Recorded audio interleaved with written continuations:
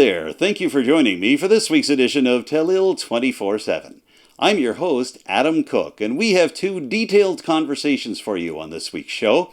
Later on, I'll sit down with Cape Breton-Canso Liberal MP Mike Kelloway to talk about, among other things, the new agreement between his party and the NDP, the recent federal budget, and how the violence in Ukraine is impacting the Ukrainian community here in Cape Breton and Atlantic Canada as a whole. But we begin this week with the MLA for Inverness, who is wearing two heavy hats these days. Allan MacMaster is not only the PC Deputy Premier for Nova Scotia, but he is also the Minister of Finance and just released his first provincial budget for the fiscal year 2022-23. Not only will Allan MacMaster and I talk about the spending that's been allocated for such big-ticket items as healthcare, including mental health, but I'll also ask him about the decision to put in two measures for this budget that specifically target non-resident property owners. Here's my conversation with Finance Minister Allan MacMaster right now. This is a budget that brings Nova Scotia some debt, some red ink, just over $506 million. But it comes as well as the first budget for the Tim Houston administration, in which the Premier had made it clear that he was willing to go into debt to be able to increase spending on healthcare. So can you talk a little bit about those philosophies and what, in the general sense, led you to framing it the way you did with this provincial budget? I believe this is a compassionate budget, and there's no question we're spending more. We will have a deficit this year of $500 million. That is more than we've seen in a number of years.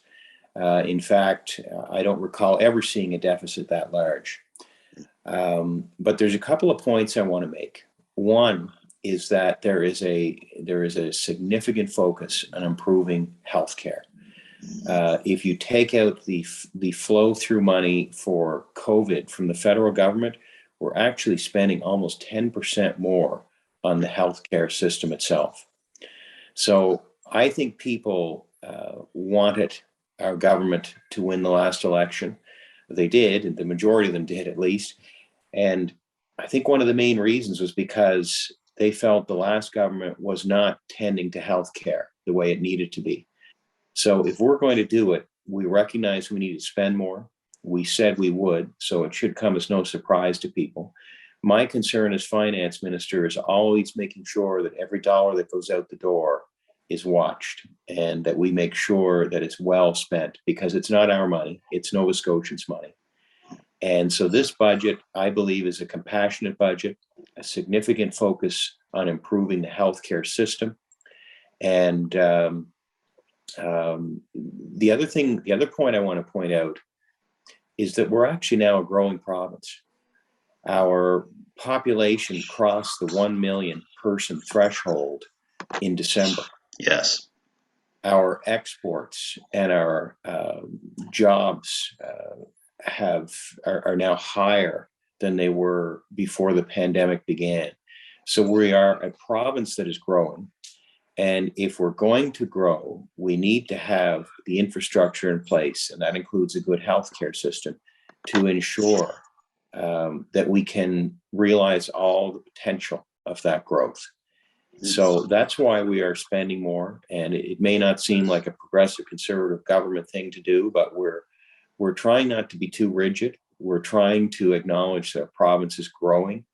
We need, as a government, we need to lay the basis for that with having the infrastructure in place, including a good healthcare system, so that that people who already live here do not suffer with worse healthcare because we're bringing more people into the province and not improving the system, and that people who are coming here, that we can all enjoy a better functioning healthcare system. Well, I want to pick up on just a couple of things that are part of healthcare spending in this budget, Alan. I note with some interest that in addition to the $9 million already spent on Nova Scotia's new healthcare professional recruitment office, there's also an additional $2 million going into physician recruitment efforts across Nova Scotia, and an increase in attention to mental health across the province, including the promise of 2 new mental health professionals going to be installed in the eastern zone, which takes in Richmond and your riding of Inverness. So can you talk a little bit about that and the importance of focusing on physician recruitment and mental health in this budget? one of the things we've done is we have a focus now on telehealth. If people in the province need the help of a physician, if they don't have a family doctor, they can gain access immediately with telehealth. I know that's not the same as having your own family doctor, but it is something for those people who are in that situation. You mentioned recruitment of physicians. We need more doctors. If we're going to want our system to have more doctors, we have to recruit them. It's as simple as that. So we're investing in that. Dr. Kevin Orrell is in charge of that office, and we're hoping that he is successful. We have a great place to live in this province. Improvements to high-speed internet and cell phone coverage, which maybe we'll get into a little later on in this interview.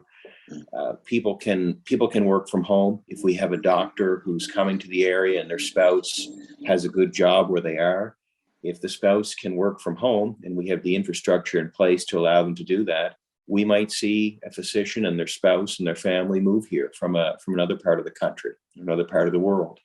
So physician recruitment is very important, and mental health.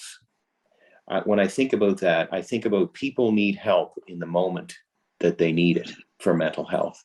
So we also have a telehealth system set up for people who are in need and have mental health issues. We also need more medical professionals to help them. So, and we're moving towards a universal mental health care system. This is very unique. I believe we'll be the first in Canada to have this. Right now, mental health is not necessarily treated the same way as, say, if you break your arm. If you break your arm, you go to the hospital, you get treated.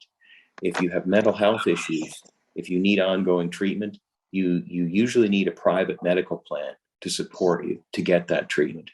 What we want to move towards is treating mental health as an issue like any other healthcare issue.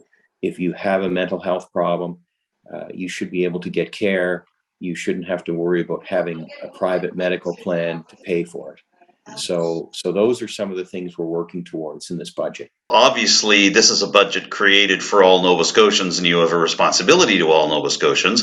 But you are the MLA for Inverness. You have a responsibility to your constituents as well. That being said, do you get the sense that there might be even 2 or 3 parts of this budget that in crafting it, you looked at it and said, you know what? The folks in Inverness will be happy about this. The folks in Richmond will be happy about this. This will really help rural Cape Breton. You mentioned wireless and cell coverage, but are there any other things in this particular budget that you look at that could be helpful for rural Cape Breton? We've made a significant investment in roads. 3 weeks after we were sworn into office, we doubled the rural road maintenance budget. And in this budget, we're maintaining that commitment. So every year going forward, we're doubling the rural road budget for maintenance and for gravel road reconstruction. There's also a new $30 million fund in this budget for bridges. So that means money that was coming out of other road budgets for bridge work. We now have another $30 million for bridges, which will put less strain on those other budgets, which could mean that we'll get to spend even more money on the actual roads with a separate budget for bridges. So all of these investments, I think over time, people are going to see a measurable difference. They're going to see a real difference in their roads. I think many will say that our roads have been neglected for a long time. The whole reason a gravel road reconstruction budget was created was because some of our gravel roads had deteriorated to the point where a simple grading and a gravel treatment wasn't enough. They needed to be completely rebuilt with about a foot of aggregate materials to totally reconstruct roads. I think that's the biggest thing people will see in this budget in rural areas. And I will have to say in the constituency of Inverness and likely for Richmond and other areas in our region, that's one of the people's biggest concerns is why isn't the government doing a better job to fix my road?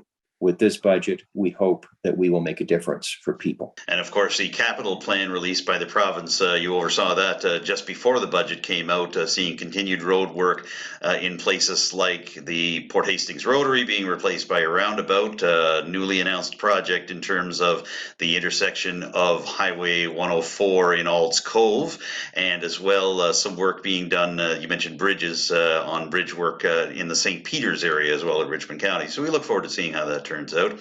Wanted to shift quickly, Allan, to an issue that has come out of this budget. Obviously, with spending comes a balance, and decisions have to be made about bringing revenue in.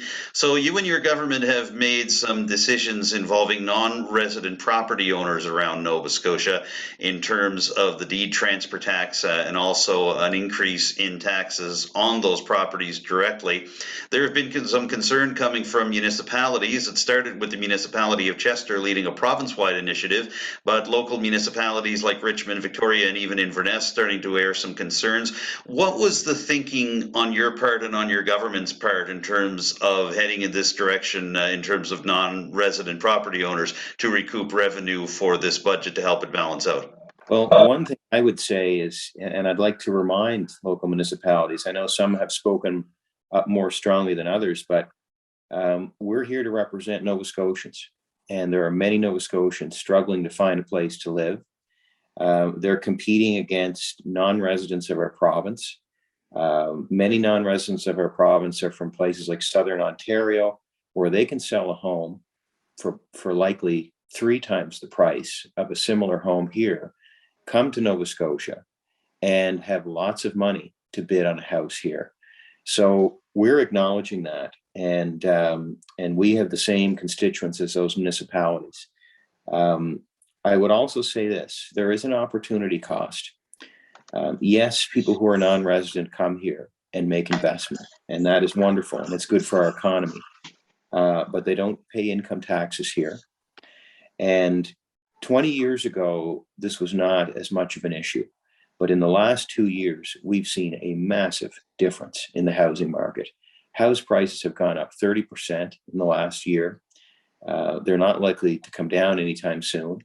That said, the central bank is raising interest rates, and the federal government has actually banned non-residents of Canada from even being able to purchase property in the country for the next 2 years. So those measures should help to start to cool the housing market. But I do think the 30% rise in home prices over the past year may be here to stay. If you go to build a home today, the building materials have gone up significantly. All to say, there's an opportunity cost here. When Nova Scotians cannot find a place to live, when they can't move to a community, buy a place to live and work there, that is actually holding back our economy. If there's somebody from another province or another country that owns a home and is there for 2 months of the year, yes, we're getting a contribution for them for those 2 months. Yes, they're paying property taxes and they're not really using a lot of services, you know. But if a Nova Scotian who is looking and could get into that home could get it, that they could be an employee for a business that's trying to expand in a rural area. And if that business has nowhere for their future employees to live, that's holding them back from growing. So we're in a very unique place. We weren't here 20 years ago, but we're definitely here now. Tremendous demand for homes in the province, not just in Halifax, also in rural areas. This tax is designed to try to help Nova Scotians find a place to live by taking some of the pressure that they're experiencing and trying to find housing and a place to live. And I would also say this, I guess, to kind of close out on this. We've heard from many non-residents. I know many of them. They're my relatives. They're people I know and have grown to know over the years. And there's certainly many, of course, that I don't know. But we certainly have heard them, and we continue to listen, and we will continue to assess this situation. What you saw passed in the budget has been passed, but this is not something that we're now looking away from. We're continuing to listen. We're continuing to look at it. Feels like we could have a whole other conversation about this specific issue. It has many moving parts to it, and maybe we will someday. But as we wind up here, Alan, we look to the future, of course, as we think about Nova Scotia's financial situation. Spending up, of course, in this budget, mainly to deal with healthcare. But do you look ahead and feel that economic growth in Nova Scotia is going to keep pace with this spending, especially after restrictions have come off for COVID-19? We have the chance for some economic rebound, especially in the tourism sector. What's your feeling looking ahead to the coming year? The biggest driver for economic growth is population growth, and we're seeing that. We're seeing people wanting to make their life in Canada, here in Nova Scotia. We're seeing Nova Scotians wanting to come back home because with the pandemic, many people, companies and organizations have accepted that a lot of their employees want to work from home. I was at a dinner, speaking at a dinner last week, and in this case, it was accountants, and it is a real challenge for accounting firms to keep accountants in the office. A lot of accountants, if there's there is a shortage for them right now, as I understand in this province, that means the ball is in the court of the accountant, and if they tell their company, well, no, I don't want to be coming into the office. I want to live back home in Richmond County or in Inverness County. Employers are starting to have to accept the fact that they have to let these people work from home if they're going to have them employed, and that's good for rural areas. It's transformational. It's something we noticed during the pandemic, but I believe it's a trend that's going to continue. We're a province that has a high quality of life, a lower cost of living than many other provinces, and if you can have that and you can have your cake and eat it too, I think that bodes well for our province and for our economy. So I see, with a population that's growing, with exports and job numbers that are showing they're trending back to the way they were pre-pandemic, which is in an area of growth, I think our province has a very positive future. And it'll be my job to try to help to ensure that the government plays its role in supporting the economy going forward. Well, we know that no finance minister ever has a real crystal ball or tea leaves, but we appreciate you taking some time to not only look ahead, but look back and give us your thoughts on this budget passed and where we're going from here. Allan MacMaster, a man who wears many hats, thank you for joining us and putting that hat on this morning on Telile 24/7. You're welcome, Adam. Always good to be with you. Allan MacMaster is the Minister of Finance, Deputy Premier for Nova Scotia, and the MLA for Inverness, and we've been speaking to him today via Zoom. We'll get to our next interview in just a moment, but first, Telile 24/7 would like to update you about an item that we had on last week's edition of the show. You may recall that Richmond Municipal Council is holding its regular strategic planning exercise by consulting the general public, and this includes open house meetings in 3 parts of the county, plus a 1-hour focus group meeting with people from all around the county. But you may be wondering whether the issue of municipal governments is going to come up in this strategic planning exercise, just like it did during the last exercise in 2018-2019. At that time, several people expressed an interest to try using a new governance system for council, having a mayor elected at large as opposed to a warden chosen by the individual councillors. Well, the previous municipal council quietly ended that process in 2020, just a few months before the municipal election. There was a move to try to get the question of mayor versus warden on the ballot for the municipal elections, but that went out the window just a few months before. So, last week at the regular monthly meeting of Richmond Municipal Council in Arishat, I asked Warden Amanda Mumbercat whether she expected governance to come up in the new round of strategic planning. Here's what she had to say. You know what, we haven't heard it come up as a priority to date, outside of the fact that we all have recognized that there are some challenges there, certainly on the boundary side of things. We do know that we're doing a review again for UARB. That's something that's going to come up in this fiscal year. And so I anticipate that it's going to probably enter into our discussions. It just remains to be seen yet as to how full that discussion is, but it's definitely something that's on our radar. It's often been said that a week is a long time in federal politics. Well, it's been 3 months since we caught up with Breton-Canso MP Mike Kelloway, And a lot has happened during those 3 months. Everything from a new federal budget to a new agreement between the governing Liberals and the opposition NDP that will keep the government in power for another 3 years, the tensions in Ukraine and the fallout here in Atlantic Canada, and as well the anti-mask and anti-vaccine mandate protests that have been held in Ottawa and all across the country, including some high tension for local constituency offices such as Mike Kelloway's. How has the Liberal MP for Cape Breton-Canso been dealing with all of this? To find out, I sat down with him via Zoom earlier this week. Here's that interview right now. And we are pleased to welcome back to Telile 24/7 from his home office in Sydney River. The MP for Cape Breton-Canso, Mike Kelloway, is here. Mike, thank you for joining us once again. Adam, it's always a pleasure to be here with you. We've got a lot to catch up on. It's been quite a busy time in Canadian and world politics since we last spoke to you. So let's begin with one of the biggest developments for your government, but also for one of the opposition parties. They call it confidence and supply. That's the agreement that's been struck between the Liberal Party and the New Democratic Party, and that is going to keep the Liberal Party in power until 2025 if all conditions are met. So first of all, right off the bat, what was your reaction when you found out this was actually happening? Well, my reaction was, I think, one of surprise. I found out on the Monday evening, I believe, the agreement with the NDP was signed that day or agreed upon that day. So, surprised, but, very supportive of the agreement in the sense that it provides stability, predictability. Adam, we look at what's happening in the world now with Ukraine, whether it be the war itself, the impact on inflation, the impact on immigration, the impact on food security, and then put that heavy toll that is being placed on the Ukrainians and its impact in the world.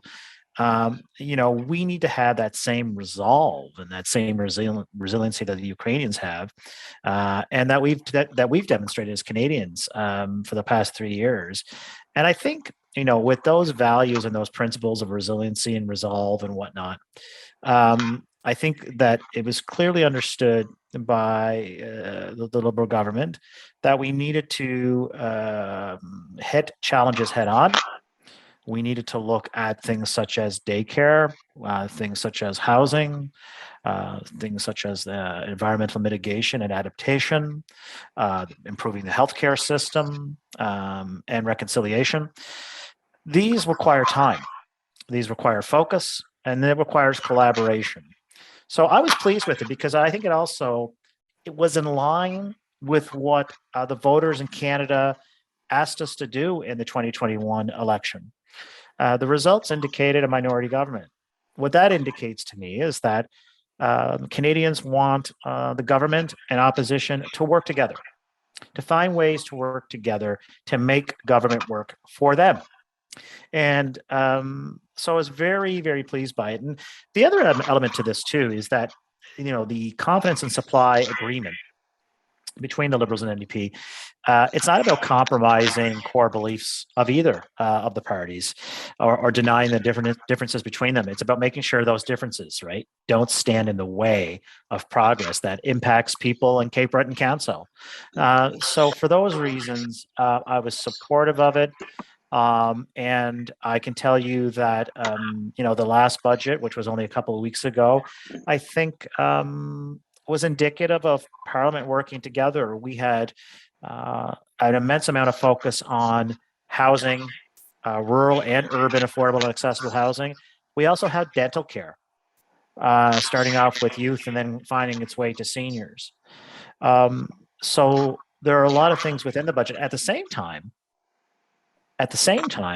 standing true to our Liberal principles as a middle moderate party of focusing on people, but also putting things in place to focus on the deficit so that we can have investment down the road, that we can try to keep things more affordable. But we live in an uncertain time at the moment. And the one thing that government can do, and that what political parties can do, is be authentic in terms of doing what the Canadian people have asked us to do, and that is work together for them. I want to pick up on the budget. You mentioned that there's been some measures being taken by Finance Minister Chrystia Freeland to attack the deficit, to bring spending back in line. That being said, what do you look at in this particular federal budget that could be helpful to the people of Cape Breton-Canso, the folks in your riding? What are you seeing there? I go to four particular areas of investment, Adam. I look at dental care, as I mentioned earlier. 5.3 billion to provide dental care for Canadians with family incomes less than 90,000. That's really important. I heard dental care a lot at the doors in 2021.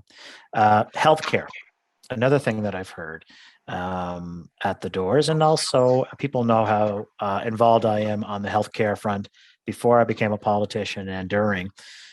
So investing 6.5 billion as a top up to the Canada health transfer for Nova Scotia and other provinces, including 12 billion to address immediate pressures from the backlog of surgeries and procedures, is a really key piece and element of the budget.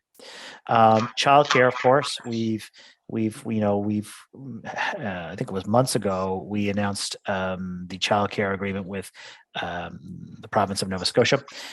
That's in the budget, and I'll say that that is a game changer for families in Cape Breton-Canso.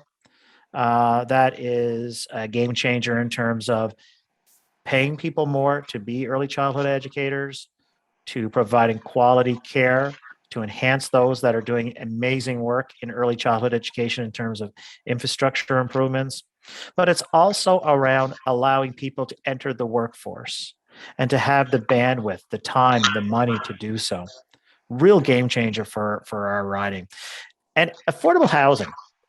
That is another element to the budget that I particularly liked, and quite frankly, played a role in working with Minister Hussain and providing direct feedback from a lot of different stakeholders in Cape Breton-Canso in terms of areas that we could improve and areas that we needed to grow. So one particular item is the Housing Accelerator Program. And more as time passes by, Adam, we'll get more information on it. But I'm already talking to the minister's staff, and I will be talking to the minister, that there needs to be a focus on rural Canada with this fund, because rural Canada has the same issues with affordable housing, but not the same in private investment.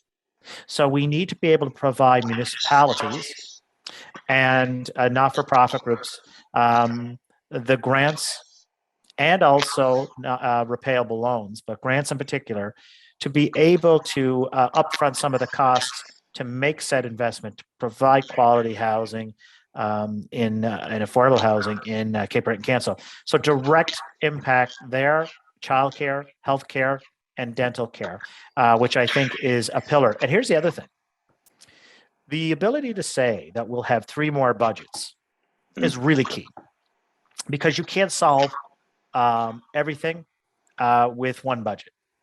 But you can certainly provide scaffolding, build it. And right now, although I'm talking about this budget, I'm already focused on the next budget. Talking to people in the communities that I serve to get, what areas do we need to invest more in? And that will continue. So I was pleased with the budget. I was even more pleased that we'll have 3 more budgets to be able to make important investments to Canadians, to people in Cape Breton-Canso, and to look at ways to continuously focus on the deficit as well. So it is a balancing act, but it's an important one to have, and the ability to have that time to do it is important. Mike, I want to pick up on another point that you made as well. You've mentioned dental care now a couple of times, that being a key plank in this budget. Also, one of the key promises that the NDP and its leader, Jagmeet Singh, wanted from the Liberal Party in exchange for its support over the next few years, the development of the long-delayed National Pharmacare program being the other. But in that spirit, I wanted to ask you, the first time I interviewed you 2 years ago for Telile 24/7, we spoke about the idea of universal basic income, and you mentioned how important that was to you as an MP for Cape Breton-Canso.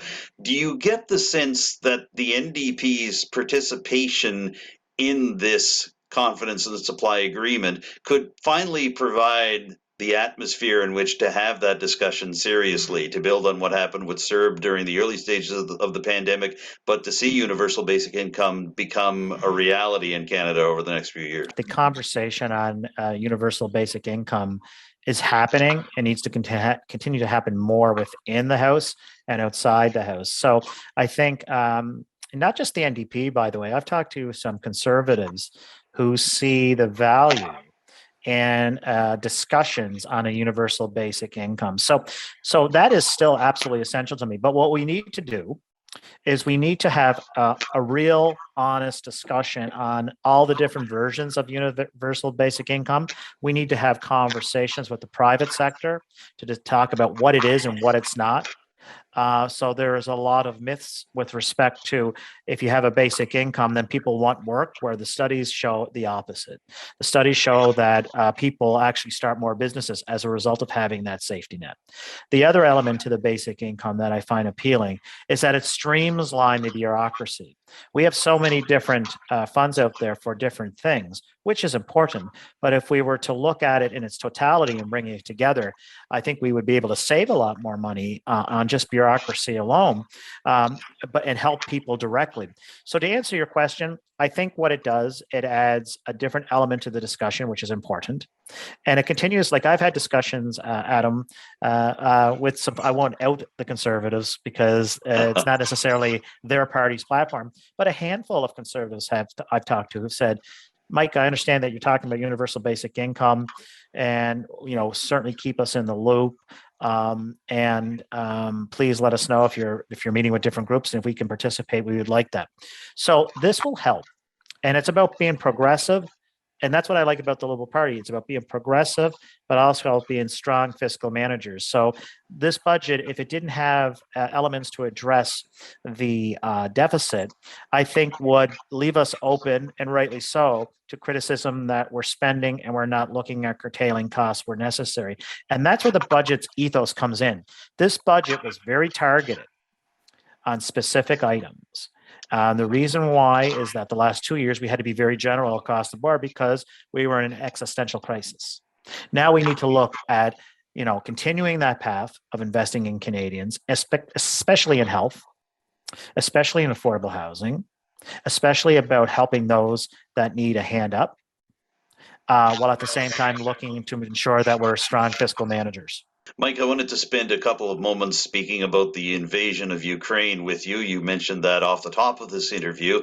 Obviously, this is something that hits home to you and to a lot of us here in Cape Breton Island, knowing there's a strong percentage of folks of Ukrainian descent, especially up in the urban areas of the CBRM.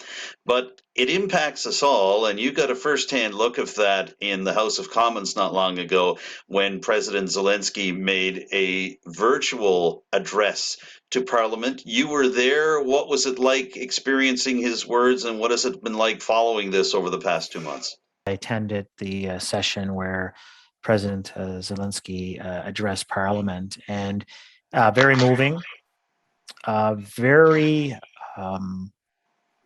heavy, if that's a word I can use. You listen to every word that the translator was transcribing from his speech. And the House of Commons, for your viewers, is often a raucous place. So there's a lot of voices talking at the same time, and a lot of debate, and a lot of throwing interesting comments back and forth at each other. This was the first time that it was serene. It was still. You could actually hear people breathing, just like on every and just listening to every word. And I was really grateful to be there. some things I noticed, is that there is actually a very close friendship between President Zelensky and the Prime Minister, and that came out pretty clear in the speech. Also, that the president spoke of Canada's important role and what we're doing to date, and that we need to do more. And since that speech, we have been doing more, and we're going to continue to do more. And I saw everyone on the same page in the House, which is basically Canadians coming together. It was really, really important. And look, this is a crime against humanity. This is one that it was not provoked. It's a power grab. And what I think Putin has done is the opposite of what he hoped to achieve, which was to splinter the West. And it's not splintering the West. It's actually bringing the Western nations together. I mean, who would have thought that Sweden and Finland are making application to join NATO? That is fascinating. I think Switzerland is even looking at it as well.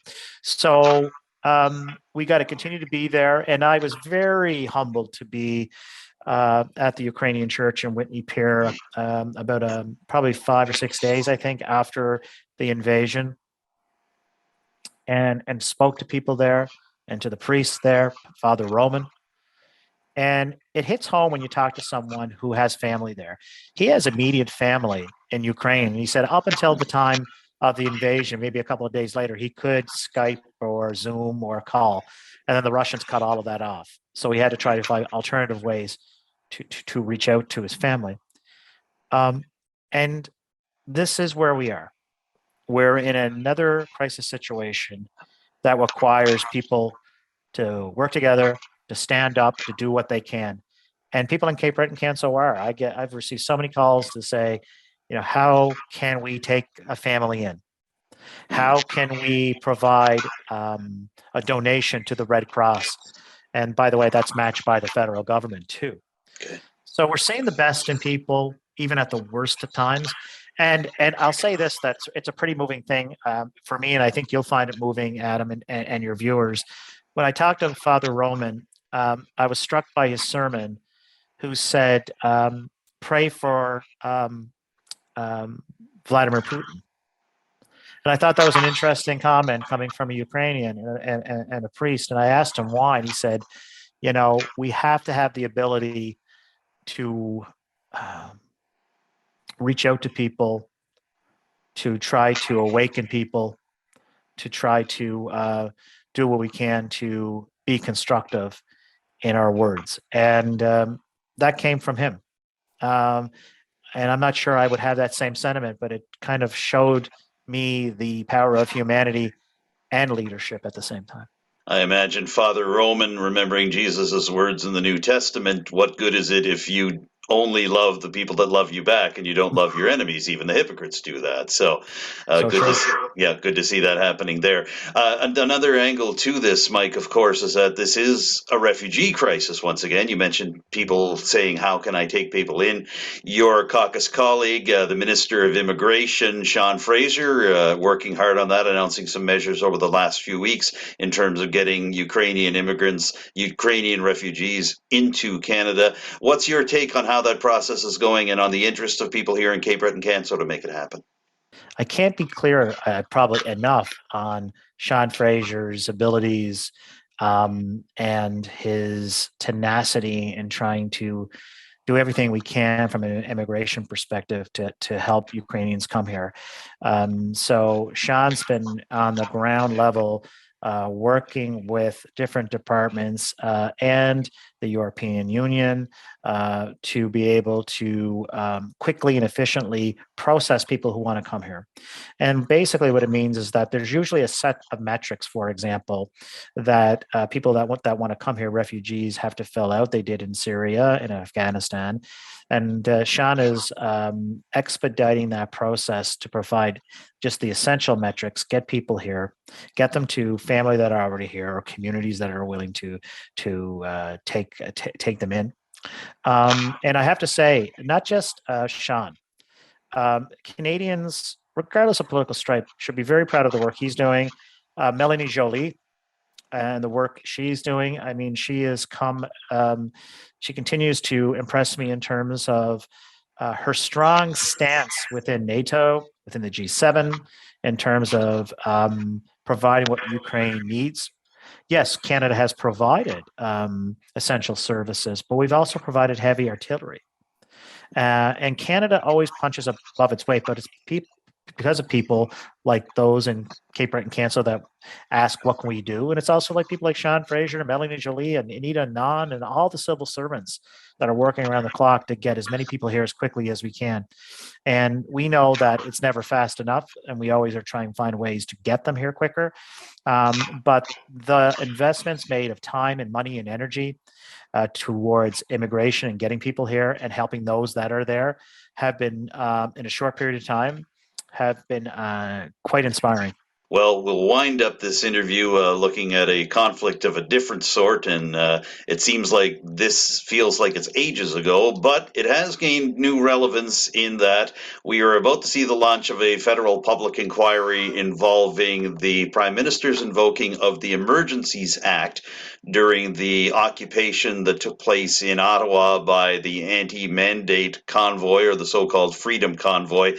It was a difficult time in Canadian society, not just in Ottawa, but across the country. And your office was one of 5 in Nova Scotia at the height of this protest that received suspicious packages containing chemical irritants. A couple of your staff had to clear out and close the office for the day. Can you reflect on that period and the difficulties that you and your fellow MPs and your staffs faced, but also just the tenure of debate and of conversation during that time? I was up there for most of it, actually. I was there on the day that the police actually began to move people out. And, I reflect on that quite a lot, Adam. I reflect on the people of Ottawa that lost work, lost salary, and actually have a tremendous amount of stress put on them that exists to this day. I think of the words freedom, and I take it so important. And freedom of assembly is important. It's necessary. It's Canadian. It's democracy. So everyone should have the right to assemble peacefully and do so peacefully and do it without harm. And I also want to say that those that attended, that went to Ottawa, that were there, that were occupying Ottawa, many may have gone for the peaceful assembly piece. But what ended up happening was that a freedom convoy took away freedoms of the people of Ottawa. That caused a great deal of stress among so many people. I think it went off the rails. I know it went off the rails. I talked to many people who were verbally assaulted. No other way to describe it. We saw vandalism. That's a fact. We saw some interesting correlations to investments made by far-right groups in the United States. That is also a fact. So when I think about that time, I think about the importance of freedom, but I also think of the importance of ensuring that you don't cross that line. And the line was crossed. It was crossed when a piece of mail was sent to my office. Now, there was nothing in it, we found, but that's not the point. The point is to intimidate. The point is to create fear. And as Canadians, we have to agree to disagree at times, but we don't send things in the mail. We don't preoccupy a city. We don't invade a food bank and take their food, as was allegedly reported. I'm not sure, but we will check that. But beyond that, it's not who we are. So we need to do better at doing a couple of things. We need to fight for democracy. What's happening in Canada right now is not a left, middle, right thing per se, in my opinion. What's happening in Canada right now is democracy versus autocracy, freedom versus intimidation. And there are politicians out there, and I will not name them, who are feeding that. And the problem is, as we saw in the United States, when you feed that, then it gets out of control. So we need to stand up in Cape Breton-Canso for democracy, for the freedom of assembly. We need to be able to have debate, but we can't fall into intimidation, autocracy. And people might say, well, that can't happen in Canada. That's what they said in the United States. I'm sure no one would have thought in January 6th there would be what we saw in the way at the Capitol building. Capitol building. But it can happen. No one would have thought that Ottawa would be occupied for 3 to 4 weeks. So we need to respect the rule of law. We need to respect each other. We need to listen to people. We need to listen to each other. We need to have difficult conversations. But I cannot gain anything, and society loses, Adam, if I take away your freedom and only talk about mine. We have to work together. So for me, I will say this, my staff, who you know, handled that situation amazingly. It was like clockwork. So my hat in my heart goes out to my staff because they handled that situation quite well. And, I hope it doesn't happen again because it is designed to intimidate. And I'll tell you, and I'll tell your viewers, I gave a speech in the House of Commons on this, and I've said it in media, that no letter, no intimidation is going to stop my work for the people of Cape Breton and northeastern Nova Scotia. It's not going to work. Going forward from that conversation and looking at a new conversation, especially as we're seeing restrictions coming off in many parts of Canada, including here in Nova Scotia, but also people starting to gather again, people starting to hold events again. But isn't it great? You really see the tone changing in different parts of the riding and seeing people plan different summer events and different festivals, tourism looking like it will have a rebound. But that being said, public health still warning us that new waves could be coming along. We're still seeing record numbers of COVID-19 in Nova Scotia. So why don't we wrap up with your words to your constituents in terms of what's coming in the days, weeks, and months to come here in Cape Breton-Canso? Well, thanks for that, because I totally agree with you, Adam. With respect to where we are on COVID, yes, we still have to be vigilant. There's no question about that, and listen to the science, listen to the healthcare professionals. But I am so optimistic about Cape Breton and northeastern Nova Scotia. I think it will be a banner tourism season. I think that we see the, again, freedom of assembly, people getting out, walking, talking to each other. There is a sense of optimism. And I feel that way about the work that I do. I feel like we have quite a few projects that are in the hopper that we're working collectively with different levels of government and individuals and communities and municipalities.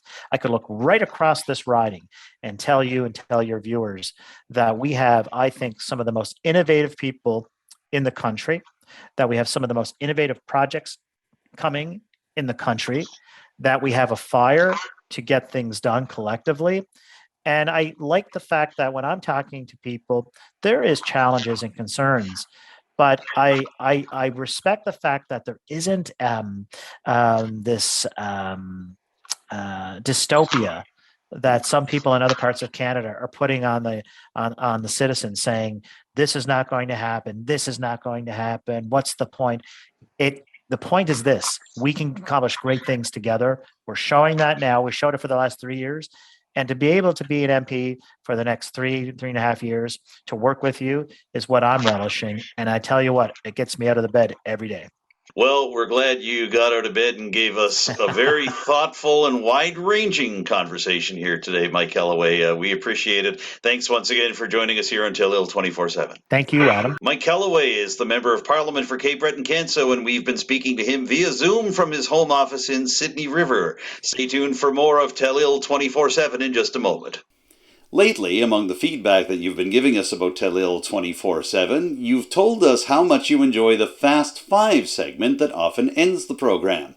Our interview guests enjoy it as well. As a matter of fact, one of them is even asked to do a second Fast Five the next time we interview that person.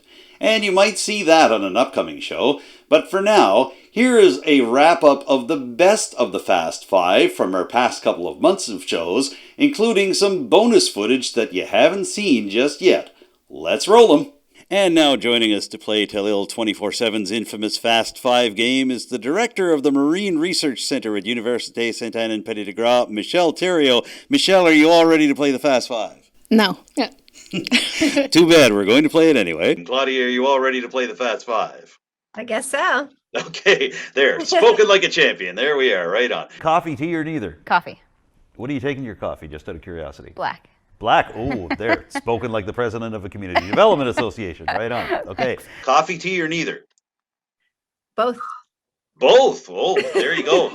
You're super caffeinated, which is probably what a provincial party leader needs. So there we are. You can binge watch any TV show you want for a whole week. What is that TV show? Oh, Grey's Anatomy, Walking Dead, I don't know, Station 19, those types. It's hospitals or zombies for Natalie Stevens.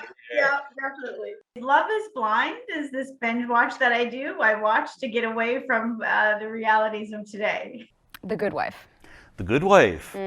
Nicely done. The original or the series with Christine Baranski as The Good Fight? Yeah, that's the one. That's the one. That's okay, the one. Nicely done. Good. I have seen this movie 50 times. I would gladly watch it another 50. What is that movie?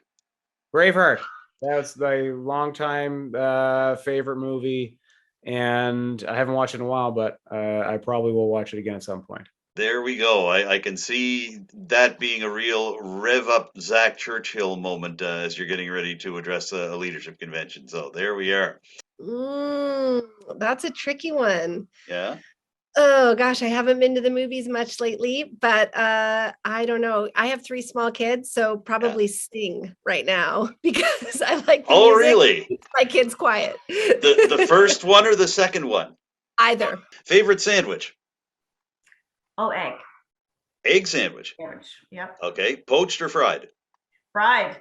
Oh, nicely Yeah, done. with the yolk, with the little bit of yolk, it's perfect. Ah, there we are. I love it that way myself, to tell you the truth. Yeah. All right. Dream vacation. I'd love to go to Hawaii, but I'm going to say the pyramids in Egypt is definitely my dream vacation. You were the first person playing this game to say either of those two places. That's very cool. I really would like to check out Japan. I haven't experienced any of the Eastern Asia, and that is one of the safest places to be in the world. It's super metropolitan, and everything about their culture and their society there is really interesting to me. The old meets the new. You have the ancient kind of regime that's melded with this super modern society, and that would be really interesting for me to experience. Oh, that's a good one. I think my dream vacation is anywhere near the water in Nova Scotia in the summertime. I think, people are always wanting to get out of here, and I look around in the summer and think, where else would I rather be? So, give me some water and, my family and some good friends and a sunset. I'm happy. Probably I'd have to say somewhere down south, somewhere warm. Yeah. It's been a long winter. Somewhere sunny. Oh, that's tricky. Somewhere with a lot of good food, sun, and those are really my top 2 priorities. That would be anywhere with sun and good food. I'm happy with. Well, that's Isle Madame in the summer. Yeah, so there we exactly. are. That's why I don't venture too far. Yeah, exactly. Your happy place. I don't like the beach, but I love the water. So I like sitting on the ocean, like rocks, and hearing it crash in. So Peggy's Cove type of place. So let's go with that. Peggy's Cove.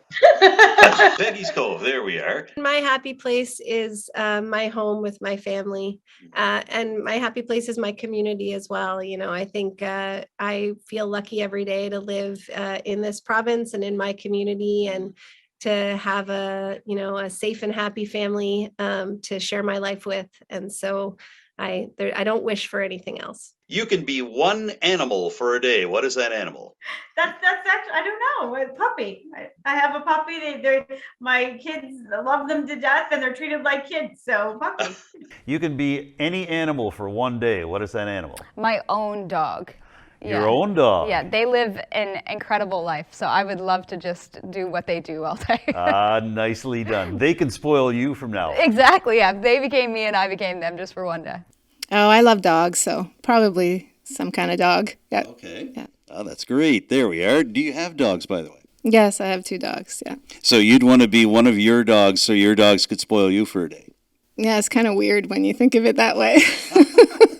We're all about kind of weird here at the Fast Five, yes. I guess I'd like to be a tiger or a lion. Big cat running around in the woods and being stealthy and having that kind of view and power would be cool. Bald eagle.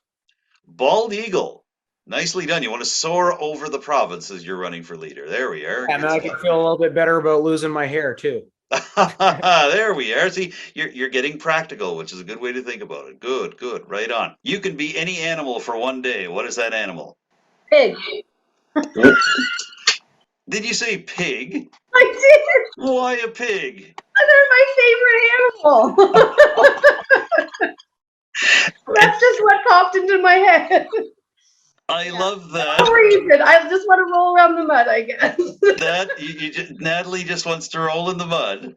Can I say you're the first person playing this game to ever say pig, and I almost feel like it's long overdue. Pigs have a pretty good life, don't they? Just lay in the mud, lay in the sun. Like, how else can you eat what you want? Like, exactly. Would you rather be a forest or a tree? A tree. A tree? A tree. Why a tree? I'm not really sure. I can't imagine just an individual thing, I guess. So Michelle Theriault would be an individual tree. Would you rather be a forest or a tree? I want to be a forest so that I can be with other things in the forest. So there I you go. Stand solo. Yeah. you want to have the Angela Simmons tree party? Yes, exactly. There we go. Let's do that. When I'm down there, let's do that. Would you rather be a forest or a tree? Probably a tree. Why a tree, just out of curiosity? I hold a lot of responsibility in my regular day-to-day life, and I think the forest has more responsibility, and I could take a day to just be the tree and just see what's going on instead of taking care of the whole thing. That's one of the single best answers I've ever gotten to that question. That's great. One day to relax. You know? I'm just going to give hang out in people the some woods. oxygen. Yeah, just do my thing. Exactly. Does ketchup go on hot dogs? Sure. Does ketchup go on hot dogs?